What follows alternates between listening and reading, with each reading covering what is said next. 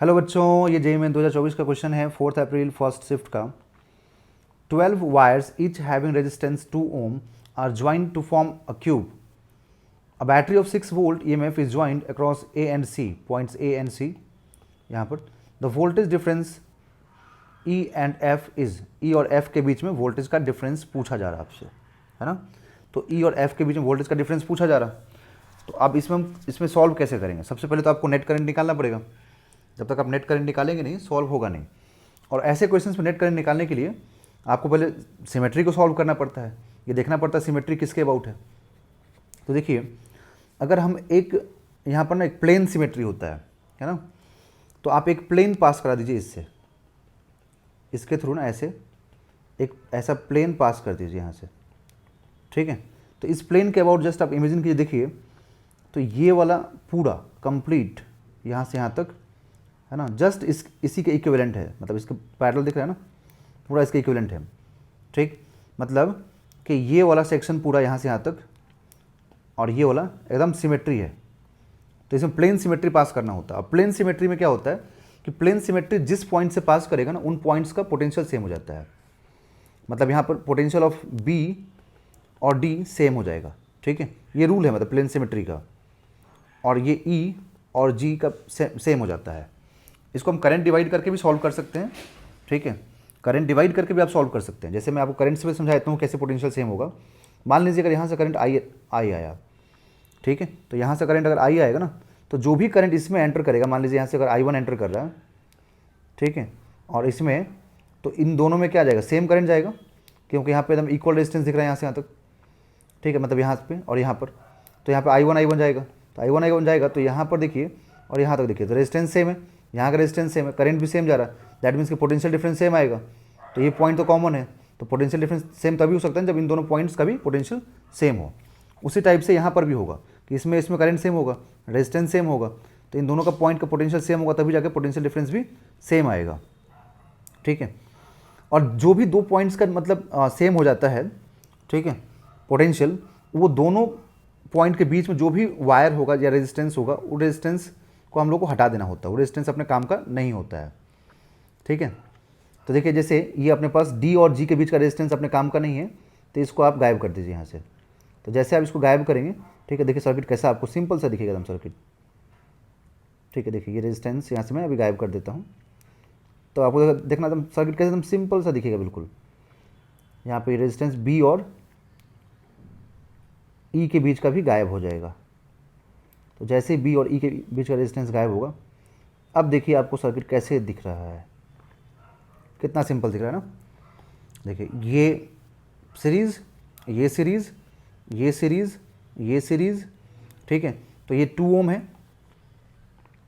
ये 2 ओम है, ठीक है। अब एक बार ज़रा मैं इसको ये सारा करंट हटा देता हूँ ताकि समझना आसान रहेगा, ठीक है। तो देखिए ये यहाँ पर 2 ओम है, इसका भी 2 ओम है, ये भी 2 ओम है, ये भी 2 ओम, ये भी 2 ओम है, ये भी 2 ओम है, ये भी 2 ओम, 2 ओम, 2 ओम, 2 ओम। तो देखिए ये दोनों 2 ओम है ना। यहाँ पर रेजिस्टेंस बिटवीन एकदम, अब इसको पूरा एकदम डिटेल में सॉल्व करते हैं। देखिए रेजिस्टेंस बिटवीन ए एंड सी, 2 और 2 दोनों ये सीरीज में हो जाएगा, तो 2 और 2 कितना हो जाएगा? 4 ओम। रेजिस्टेंस बिटवीन, मतलब यहाँ पे ए बी सी देखे थे ना हम लोग, तो ए डी सी देखें तो ये भी 4 ओम, ठीक है। और फिर नीचे में भी देखिए, तो resistance between H E F, ये भी 2 और 2 4 सीरीज़ में है ना। तो और यहाँ पर resistance between H G F, ये भी 4, ठीक। तो यहाँ पर क्या हुआ कि अब ये जो है ना पूरा कंप्लीट, देखिए ये पूरा 4 हो गया, ये 4 हो गया। अब ये दोनों 4 आपस में क्या हुए? तो ये दोनों पैरेलल, ये दोनों पैरेलल, तो इन दोनों का पैरेलल सॉल्व करेंगे तो 4 और 4 का पैरेलल कितना होगा? मैं एक ही बार सॉल्व कर देता हूँ। तो 4 और 4 का पैरेलल हो जाएगा, ठीक है, यहाँ पर R1 मान लेता हूँ इसको मैं, तो 16/8 दैट इज़ 2 ओम, ठीक है। तो इन दोनों का देखिए, इन दोनों का यहाँ से लेकर के यहाँ तक जब सॉल्व करेंगे तो इन दोनों का कितना आ जाएगा? पूरा इन दोनों का सिर्फ इक्विवेलेंट आ जाएगा 2 ओम, और इन दोनों का इक्विवेलेंट कितना आ जाएगा? 2 ओम, ओके, तो अब सिर्फ सर्किट अपने पास क्या बचा है, अब आप देखिए यहाँ पे सिंप्लीफाई करके ड्रॉ कर देता हूँ। हम लोगों के पास यहाँ पर एक पॉइंट ए है, इसके बीच में एक हम लोग को 2 ओम मिला, ठीक है, और ये पॉइंट सी है ना, सी, ओके।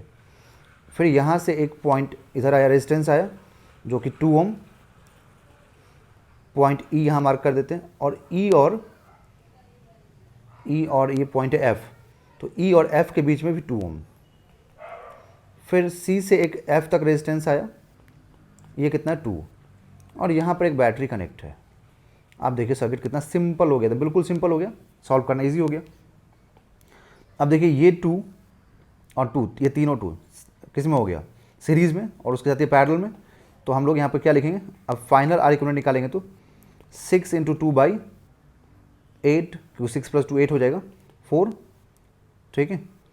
तो ये 6/4 दैट इज़ 3/2 ओम। अब यहाँ पे बैटरी कितना है 6, तो बैटरी अगर 6 वोल्ट है तो आप यहाँ पर करंट निकालेंगे, तो करंट देखिए कितना मालूम हो जाएगा हम लोगों को, करंट मालूम हो जाएगा I = 6 volt divided by equivalent resistance, that is 6 × 2 divided by 3, 2 से कैंसिल, 4 एम्पियर करंट आया, ठीक है। तो अब 4 एम्पियर करंट आया ना, तो यहाँ से जो करंट निकलेगा 4 एम्पियर का आएगा, ठीक है। और पोटेंशियल डिफरेंस किसके बीच में पूछा है, ई और एफ के बीच में, यहाँ पर। तो 4 एम्पियर करंट जब आएगा, है ना, तो ये 4 एम्पियर यहाँ पर डिवाइड होगा, है ना। तो यहाँ से हम लोग पहले डिवाइड कर लेते हैं करंट इसमें और इसमें, ठीक। तो ये 4 एम्पियर, और एक बात और देखिए, और सिंपल सर्किट क्या बन गया कि यहाँ पर इस पॉइंट के क्रॉस और इस पॉइंट के क्रॉस क्या है, वोल्टेज सेम है ना, तो हम डायरेक्ट इसमें भी करंट निकाल सकते हैं। तो इसमें मान लीजिए I1 गया है और इसमें I2 आया है, तो जब यहाँ से I2 करंट आया है तो I2 डायरेक्ट निकाल लेते हैं। तो I2 = क्या लिखेंगे, 6 वोल्ट, बट ये 6 वोल्ट जो है ना, क्योंकि 6 वोल्ट दोनों के क्रॉस, इस लाइन के क्रॉस भी है और इसके क्रॉस भी है, और यहाँ टोटल रेजिस्टेंस कितना है 6 है, तो 6 वोल्ट डिवाइडेड बाई 6 कर दें, 6 ओम, तो कितना 1 एम्पियर, मतलब इस वाले में वायर में आ जाएगा 1 एम्पियर करंट, ठीक है। तो अब अगर यहाँ पे 1 एम्पियर आया, दैट मीन्स कि इसमें 1 एम्पियर आ गया, तो यहाँ से 1 एम्पियर आकर के यहाँ से 2 पार्ट में डिवाइड हो जाएगा ना, क्योंकि इधर में इक्वल रेजिस्टेंस जा रहा है और इधर में इक्वल रेजिस्टेंस जा रहा है। तो यहाँ से जब डिवाइड होगा, है ना, तो अब देखिए मैं आपको यहाँ पे सर्किट बना देता हूँ। जैसे यहाँ से 2 और यहाँ से ना 2 रेजिस्टेंस डिवाइड हुआ था, ऐसे ये पॉइंट हो गया था E, और ये F यहाँ पर 4 था और ये भी 4 था, ये 2 पॉइंट A, और यहाँ पर एक बीच में यहाँ पर रेजिस्टेंस था, और इधर में पॉइंट C, ठीक है, और ये 2 था। तो इसमें 3 एम्पियर करंट, ठीक है, और इसमें 1 एम्पियर आया था, 1 एम्पियर 2 पार्ट में डिवाइड होगा क्योंकि इक्वल रेजिस्टेंस है, तो 0.5 एम्पियर जाएगा। अब यही 0.5 एम्पियर ना कंप्लीटली यहाँ तक आएगा, मतलब ये 0.5 एम्पियर इसमें भी जाएगा। तो अगर इसमें भी 0.5 एम्पियर जाएगा तो इस पॉइंट के बीच में चाहिए, तो इस पॉइंट पे रेजिस्टेंस कितना है 2 ओम, और करंट कितना है 0.5। तो अगर हम लोग से पूछा गया है potential difference between E and F, तो आप क्या लिखेंगे, I × R, I कितना 0.5, R कितना 2, तो कितना आएगा 1 वोल्ट। तो इसका आंसर हो जाएगा बच्चों 1 वोल्ट। तो देखिए आपको आई होप समझ में आ गया होगा, एंड अगर समझ में आ गया हो तो प्लीज़ इसको लाइक कीजिए, वीडियोज़ को सब्सक्राइब जरूर कीजिए, चैनल को शेयर जरूर करें अपने फ्रेंड्स के साथ।